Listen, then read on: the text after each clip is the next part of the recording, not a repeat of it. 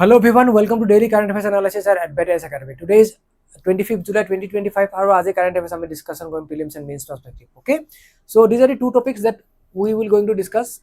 Prothom topic to ase India's border management, very important for our upcoming mains. Amar jitu APSC mains hobo goi ase October mahot. Okay, tar karone important hoy etu GS paper 3 karone mainly. Okay, aji Assam Tribune ta aise, then again GS paper 2 karone eta important topic aise India UK free trade agreement report. Okay, so free trade agreement to karone amar ki benefit hobo across various sectors ami discussion korim across various sectors ki sector amar benefit hobo goi ase. Okay, so let's start the first topic. Prothom topic to ami sam je India's border management bharator simanto ব্যবস্থাপনা. So this is the news as we have seen that aji amar Assam Tribune ta aise to border security and challenges. So India border to jodi ami overall border to jodi sao 7খন country logot border share koru. These are the 7 countries. Okay, land border 15,000. Okay, and coastline is around 7,500 kilometer. Okay, so border define what?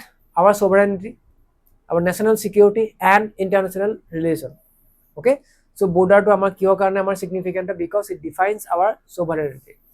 সার্বভৌমত্ব ই আমাক খুচায় national security ৰাষ্ট্ৰীয় বা ৰাষ্ট্ৰীয় নিৰাপত্তা বুলি আমি কম বা অন্তঃৰাষ্ট্ৰীয় সম্পৰ্ক নিৰ্ধাৰণ কৰে.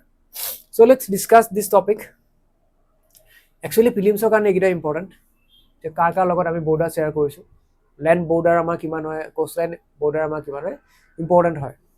ওকে, সো একচুয়ালি আমি ল্যান্ড বৰ্ডাৰ বা আমাৰ কোষ্টলাইন বৰ্ডাৰটো আমি মেইনছত জানিব লাগিব. Okay, Indian geography GS paper 1 কাৰণে আমাৰ ইম্পৰ্টেন্ট হয়. সি অবজেক্টিভ যে বৰ্ডাৰ মেনেজমেন্টৰ মেইন অবজেক্টিভটো কি হয় যে হস্টাইল এলিমেন্টবোৰ যাতে আমি কি কৰিব পাৰোঁ, আমাৰ কাণ্ট্ৰিৰ পৰা যাতে আমি সেফগাৰ্ড কৰিব পাৰোঁ, safeguard against hostile elements, infiltration and terrorism, facilitate legitimate trade. Okay, বৈধ বাণিজ্য যাতে আমাৰ মাজত হয়, ব্যৱসায় and people to people movement এইটো যাতে আমি কৰিব পাৰোঁ ইন এ লেজিটিমেট ৱে, বৈধভাৱে. এইটো ইম্পৰ্টেণ্ট যাতে আমাৰ লেজিটিমেট হয়, বৈধ হয়, লেজিটিমেট ৱেত যাতে আমি commerce, people to people connect, okay, জনগণৰ মাজত যোগাযোগ বা আমি ব্যৱসায় বাণিজ্য এইবোৰ যাতে আমি বৈধভাৱে কৰিব পাৰোঁ, অবৈধভাৱে নহয়. সেইকাৰণে border management is very important for both okay countries. দুখন বা অধিকাংশ দেশৰ কাৰণে কি হয় যে border management, proper border management বা comprehensive border management is very much important for peace and prosperity in border. Okay, so promote development and integration of remote border regions. Development of karno amar proper border management laws thokato, rule thokato very important. Okay, so these are the objective or significance of proper border management. Ita India ta amar ki challenges ase ami discussion korim ba amar ki infrastructure ba technology initiative ami ki koisu border management or karone. আমি fencing দিওঁ, okay, border roads বনোৱা যায়, flood light, outpost কিছুমান থাকে, আমি company operating bases, deployment of surveillance technology, okay, drones use কৰা যায়, smart fencing use কৰা যায়, এইবোৰ আমি বৰ্ডাৰত ইউজ কৰা যায় যাতে ইনফিল্ট্ৰেশ্যনটো আমি কি কৰিব পাৰোঁ বা টেৰৰিজিম হওক বা ড্ৰাগছ স্মাগলিং হওক বা ভেৰিয়াছ আমাৰ যিবোৰ নিগেটিভ এলিমেণ্টবোৰ আছে সেইবোৰ যাতে আমাৰ দেশত যাতে আমাৰ এন্ট্ৰি কৰিব নোৱাৰে. Okay, implementation of border area development program, এইটো এটা আমাৰ প্ৰগ্ৰাম এটা আছে, border area development program to develop socio' economic infrastructure. এইবোৰ হ'ল ইনফ্ৰাষ্ট্ৰাকচাৰ ডেভেলপমেণ্ট বা কি ইনফ্ৰাষ্ট্ৰাকচাৰ এট বৰ্ডাৰ ৰিজনত আমি কি কৰোঁ, fencing, drone surveillance, okay, border area development program এটা আছে আমাৰ. চ' আমি এইবোৰ লিখিব পাৰিব লাগিব. অ'কে, মেইনছত ভেৰি ইম্পৰ্টেণ্ট. চি হিয়াৰ ফেন্সিঙৰ কথা আমি ইয়াত কৈছোঁ, ফেন্সিং, ৰোড কনষ্ট্ৰাকশ্যন কৰা যায়, ফ্লাড লাইট দিয়া যায়. চ' হিয়াৰ you have seen the flood light. Okay, flood light, outpost থাকে আমাৰ, অ'কে, বৰ্ডাৰ আউটপোষ্ট থাকে, গেটিং. চ' সেইবোৰ আমি চাওক এবাৰ ভালকৈ বস্তুটো আমি বুজি চালে আমি ডেফিনেটলি লিখিব পাৰিম. এতিয়া কি আমাৰ ইনষ্টিটিউচনেল নেট ফ্ৰেমৱৰ্ক আছে বৰ্ডাৰ মেনেজমেণ্টৰ কাৰণে. Okay, border management committee under ministry of home affairs to coordinate multi agency responses. Agency কি এজেন্সি ইনভলভ আছে?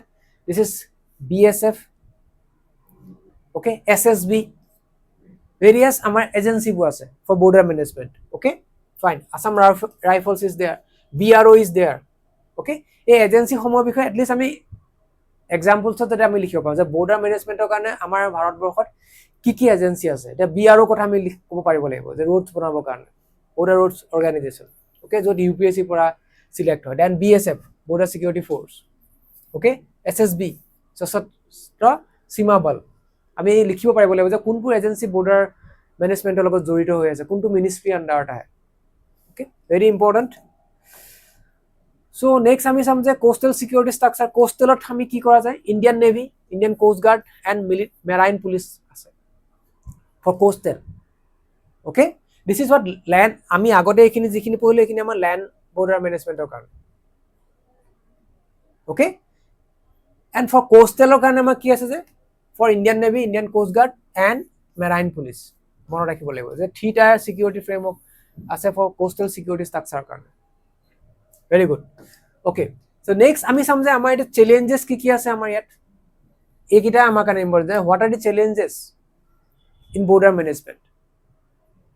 Absence of uniform codified border law, lack of coordination between various agencies. Okay, lack of coordination. Then porous and sensitive border. Quote Bangladesh, Myanmar, Pakistan, China. এইবোৰত আমাৰ কি আছে sensitive border. পাকিস্তানৰ লগতো আমাৰ sensitive border হয় terrorism and infiltration হৈ থাকে চাইনা ষ্টেণ্ড আপ হৈ থাকে আমাৰ ওকে ক্ৰছ বৰ্ডাৰ ক্ৰাইমছ বোৰ আমাৰ দেখা পোৱা যায় terrorism narcotics trade okay counterfeit currency okay cyber trade so these are the various issues that we are facing in border management okay the porous border বুলি কোৱাৰ লগে লগে আমি বাংলাদেশ আৰু ম্যানমাৰ কথা আমি ক'ব পাৰিব লাগিব sensitive border বুলি ক'লে পাকিস্তান চাইনাৰ কথা আমি লিখিব লাগিব ক্ৰছ বৰ্ডাৰ ক্ৰাইমছ হয় আমাৰ narcotic trade terrorism cyber trade আমি ক'ব পাৰিব লাগিব okay and lack of coordination between multiple border guarding forces proper coordination আমাৰ অভাৱ আছে হেতু এটা মেইন পইণ্ট হয় আমাৰ চ্যালেঞ্জ হয় okay so এইবোৰ পইণ্ট আমি পৰীক্ষাত এবাৰ পঢ়িলে ধুনীয়াকৈ আমি লিখিব পাৰিম যে আমাৰ কি সমস্যা আছে getting so next আমি চাম again যে আমি কি কৰিব লাগিব what we need to do আমি যদি চাওঁ যে countries like USA, UA, China and Israel have dedicated border laws. Okay? এইবোৰ কাণ্ট্ৰি কি আছে কিছুমান border law আছে যেটো আমাৰ ইণ্ডিয়াত comprehensive border law আমাৰ নাই হেতু আমি কি কৰিব লাগিব আমি ইয়াতো আমি codification of border laws comprehensive border law আমি আনিব লাগিব India needs to develop a similar comprehensive legal framework এইবোৰ কাণ্ট্ৰি যেনেকৈ আমাৰ USA, European Union বা চাইনাত আমাৰ যেনেকুৱা border law আছে আমাৰ ইণ্ডিয়াটো আমি তেনেকুৱা comprehensive legal framework আমি আনিব লাগিব ওকে তেতিয়া আমাৰ border managementত বহুতখিনি আমাৰ সুবিধা হ'ব ওকে টেকনলজি আমি ইন্টিগ্ৰেট কৰিব লাগিব intelligence and infrastructure development address refugee asylum and citizenship issues under the right based and legal mechanism এই যিবোৰ ইস্যুজ বোৰ আছে আমি এইবোৰ কি কৰিব লাগিব ইন লিগ্যাল ওয়েত আমি কি কৰিব লাগিব we have to solve it getting so প্ৰথমতে আমি দেখিলো যে এক্সাম্পলস দি পেলাই আমি লিখিব লাগিব যে USA বা ইউৰোপিয়ান ইউনিয়ন যিবোৰ বৰ্ডাৰ কম্প্ৰিহেনসিভ লজ আছে ডেডিকেটেড বৰ্ডাৰ লজ আছে আমি ইণ্ডিয়াটো আমি তেনেকুৱা কম্প্ৰিহেনসিভ লিগ্যাল ফ্ৰেমৱৰ্ক ইণ্ডিয়াত ইমপ্লিমেন্ট কৰিব লাগিব তাৰ উপৰি আমি কি কৰিব লাগিব যে আমি টেকনলজি ইউজ কৰিব লাগিব more and more টেকনলজি আমি ইউজ কৰিব লাগিব for border management okay then আমি ইনফ্ৰাষ্ট্ৰাকচাৰ ডেভেলপমেন্ট কৰিব লাগিব at border okay road development কৰিব লাগিব ঠিক আছে সো এইবোৰ আমি পৰীক্ষাত লিখিব লাগিব technology infrastructure development so this is one main practice question which you may try okay so এই টপিকটো আমাৰ কাৰণে ইম্পৰ্টেন্ট মই ভাবো ইয়াৰ পৰা কোৱেশ্চন আহিব পাৰে ইণ্ডিয়া বৰ্ডাৰৰ ওপৰত যেটো আমাৰ ৰিসেন্টলি ইণ্ডিয়া পাকিস্তানৰ war like situation ক্ৰিয়েট হৈছিল গতিকে we may expect in our upcoming means যে আমাৰ বৰ্ডাৰ মেকানিজমটো কেনেকুৱা হয় যে আমাৰ ইস্যুজ বোৰ কি আছে ওয়ে ফৰৱাৰ্ড আমি কি কৰিব লাগিব okay is a very important topic for our upcoming mains যেটো আমাৰ অক্টোবৰত হ'ব next আমি চাম যে India UK free trade agreement okay India UK কি কৰিছে free trade agreement সাইন কৰিছে আমি ডিসকাশন কৰিম যে ইয়াৰ পৰা আমাৰ কোনবোৰ সেক্টৰত আমাৰ কি হ'ব বা সিগনিফিকেন্স আমাৰ কি হয় আমি ডিসকাশন কৰিম okay so এতিয়া প্ৰথমতে আমি জানিব লাগিব যে free trade agreement মানে হয় কি FTA মানে কি হয় we should know about it so free trade agreement মানে হল বুক কিছুমান আমাৰ কি হয় এগ্ৰিমেন্ট সাইন বিটুইন টু অৰ মোৰ countries to eliminate or to reduce various trade barriers. যিবোৰ আমাৰ trade barriers আছে, okay, আমাৰ যিবোৰ trade related আমাৰ যিবোৰ issues আছে সেইবোৰ আমি eliminate কৰা বা reduce কৰিবৰ কাৰণে আৰু to promote trade, okay, between two countries or among various countries, আমি কি কৰা যায় free trade agreement sign কৰা যায় to promote trade between two countries. Okay, আমি recently UK লগত free trade agreement sign কৰিছো, ইয়াৰ পৰা আমাৰ কোনবোৰ সেক্টৰত আমি আমাৰ বেনিফিট হ'ব আমি ডিসকাশন কৰিম. See here, India UK link ink trade deal extend framework for ties. So this will be definitely for what? MSME sector, footwear, jewelry export, etc.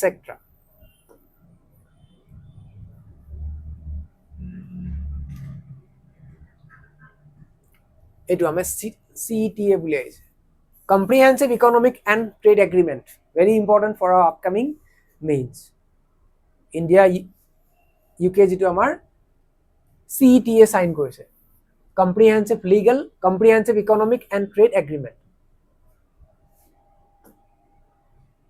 Okay, highlight of India UK free trade agreement. Okay, various sector free trade agreement sign কৰিছে, for example agriculture and food products. Okay, India gains duty free access to UK market for several agri goods, for example fruits, vegetable, আমি example হিচাপে লিখিব পাৰিম.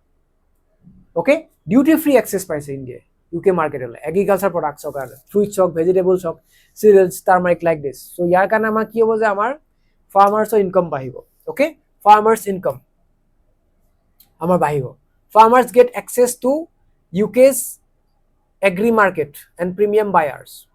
Okay, new export market for jackfruit, এইবোৰ আমি example হিচাপে লিখিব পাৰিম যে আমি এক্সপোৰ্ট কৰিব পাৰিম jackfruit হওক, millet, organic herbs. Okay, sensitive sectors কিন্তু আমি এইবোৰ কি কৰিছো আমি প্ৰটেক্ট কৰা গৈছে. Okay, so এইবোৰ পইণ্ট আমি লিখিব পাৰিম আৰু ইয়াৰ পৰা কি হ'ব যে ফাৰ্মাৰ্ছ ইনকাম আমাৰ এনহান্স হ'ব. It will expected to boost agri export by 20% in next 3 years. Next 3 years 20% আমাৰ কি হ'ব এগ্ৰিকালচাৰ এক্সপোৰ্টটো আমাৰ UK লগত বাঢ়িব. Okay, that means আমাৰ ফাৰ্মাৰ্ছ সকলে এখন নতুন এক্সপোৰ্ট মাৰ্কেট পাব, এখন ডিমান্ডিং মাৰ্কেট পাব UK ত, য'ত পৰাত আমাৰ ইনকাম এনহান্স হ'ব. Okay, so ইয়াতে এক্সাম্পল হিচাপে জ্যাকফ্ৰুট, মিলেটছ, অৰ্গেনিক হাৰ্বছ এইবোৰ আমি লিখিব পাৰিম. ফিচাৰিজ প্ৰডাক্টৰ কথা আমি লিখিব পাৰিম. India gain entry to UK marine import market. Okay, এইবোৰ আমি এক্সাম্পল হিচাপে লিখিব পাৰিম যে আমি এগ্ৰিকালচাৰ ফুড প্ৰডাক্টছৰ ওপৰত পালোঁ, তাৰোপৰি মেৰাইন প্ৰডাক্টছৰ ওপৰত UK tariff on this products, marine প্ৰডাক্টছৰ ওপৰত কি কৰিছে ইলিমিনেট কৰি দিছে, ৰিডিউচ কৰিছে, জিৰ' কৰি দিলে. Okay, so এইবোৰ আমি এক্সাম্পল হিচাপে লিখিব পাৰিম. Agriculture product, agriculture and food product, then marine products, then plantation and oil seeds, এইবোৰৰ ওপৰতো আমি কি পাইছো ভেৰিয়াছ আমি মাৰ্কেটছবোৰ আমি পাইছো. টেক্সটাইল এণ্ড গাৰ্মেণ্টছৰ কথা আমি লিখিব পাৰিম, ইঞ্জিনিয়াৰিং গুডছৰ কথা লিখিব পাৰিম. অ'কে, চ' এইবোৰ আপোনালোকে নিজে চাই ল'ব পাৰিব যে কোনবোৰ ছেক্টৰত আমি কি পাইছো যে ফ্ৰী ট্ৰেড এগ্ৰিমেণ্ট কৰিবৰ কাৰণে সুবিধা পোৱা গৈছে. Okay, under this CETA comprehensive that economic trade agreement. Okay, a comprehensive economic trade agreement under আমি কোনবোৰ সেক্টৰত আমি ফ্ৰী ট্ৰেড কৰিবৰ কাৰণে আমি সুবিধা পাইছো. Okay, so ইয়াতে আপোনালোকে যে সেক্টৰ কিটা গম পালে হ'ল যে কোনকিটা সেক্টৰত আমি পাইছো, agriculture and food products, marine products, engineering products. Okay, তেনেকৈ আমি লিখি পেলাই দুই এটা আমি এক্সাম্পল হিচাপে আমি লিখিলে 4-5টা সেক্টৰৰ বিষয়ে যদি আমি লিখো এণ্ড সেইকেইটা আমি এক্সাম্পল হিচাপে আমি ইয়াতে লিখিলে হ'ল. যেতিয়া এগ্ৰিকালচাৰ বুলি যেতিয়া মই লিখিম তেতিয়া মই কি লিখিব লাগিব যে জ্যাকফ্ৰুট, মিলেট. অ'কে, তেনেকৈ আমি এক্সাম্পল শিকিম যে এগ্ৰিকালচাৰ কোনকেইটা সেক্টৰত আমি ফ্ৰী ট্ৰেড এগ্ৰিমেণ্ট চাইন কৰিব পাৰিছোঁ. অ'কে, চ' কণ্টেণ্টখিনি পঢ়াৰ পিছত আপোনালোকে ডেফিনেটলি লিখিব পাৰিব. Okay, marine products, okay, textile and গাৰ্মেণ্টছৰ কথা আমি লিখিম, ইঞ্জিনিয়াৰিং গুডছৰ কথা লিখিম. Okay, pharmaceutical and medical devices. Okay, pharmaceutical and medical devices. Okay, chemical and plastics, sports and goods, sports goods and toys. gems, jewelry and leathers. Okay, এইবোৰ আমি example হিচাপে আমি লিখিব পাৰিম। So overall impact যদি চাওঁ আমি, overall impact across various sectors, marine sector আমাৰ duty reduce কৰা গৈছে 0%, 20% আছিলে to 0%, textile 12% to 0%, chemicals 8% to 0%, base metal 10% to 0%. Okay, so এটো আমাৰ কি কৰা গৈছে, processed food up to 70% to 0%. So আমাৰ কি কৰা গৈছে যে duties বোৰ reduce কৰিছে across various sectors, এইবোৰ আমি লিখিব পাৰিব লাগিব। Okay, so marine sector, textile sector, chemical sector, base metal sector, processed food sector, এই সকলোতে কি কৰা গৈছে আমাৰ duty reduce কৰা গৈছে।